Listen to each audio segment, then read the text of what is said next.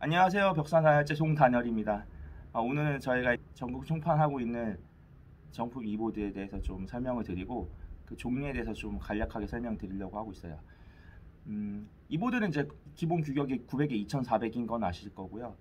1800도 나올 수 있으나 지금은 뭐 거의 생산하지 않고 있습니다. 2400이라고 보시는 게 맞고요.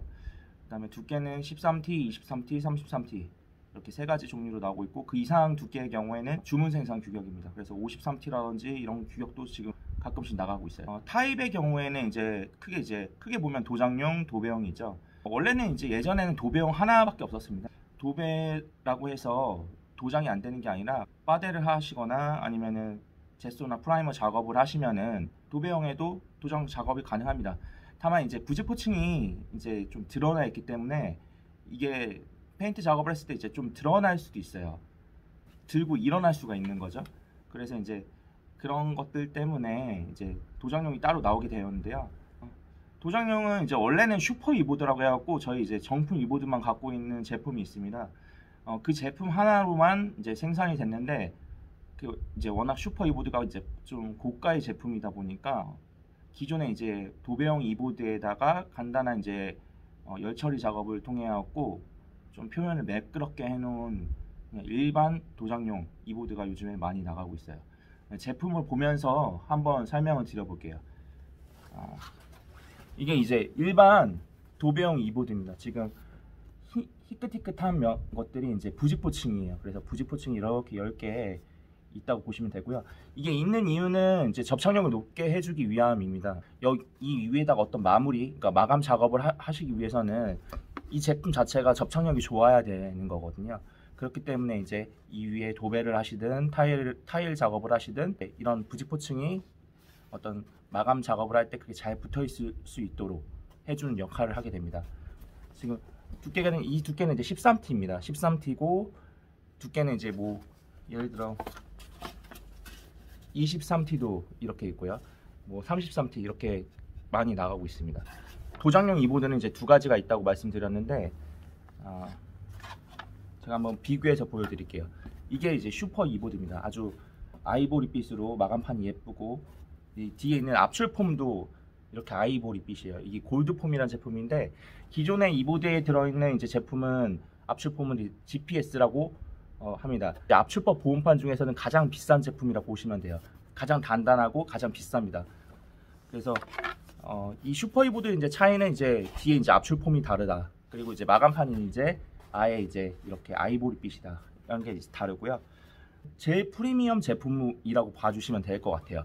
일반 도장용 이보드랑 이제 비교해 보시면 이제 색깔 차이가 확연하죠. 그래서 일반 도장용 이보드는 기본 도배용 이보드랑 거의 이제 색 차이는 없으나, 실제 이제 면을 만져보면은 여기 이제 부직포층이 아예 이렇게 꺼끌꺼끌하거나 그렇지가 않아요. 아주 매끄럽습니다. 페인트 작업을 할 수 있게 해놨고요. 도장이라고 하더라도 어떨 때는 도배용이 더 유리할 수도 있어요. 예를 들어 이 위에다가 바로 탄성 코트를 한다거나 할 때는 이 면이 도장용 면은 아주 매끄럽기 때문에 오히려 도배용이 하는 게 맞을 수도 있어요. 현장 상황에 따라서 이제 결정을 하시는 거고요. 이렇게 봐주시면 될 것 같아요. 면은 제가 한번 좀 비교를 해보면은 일반 도배용이랑 도장용입니다. 차이점이 좀 보이시나요?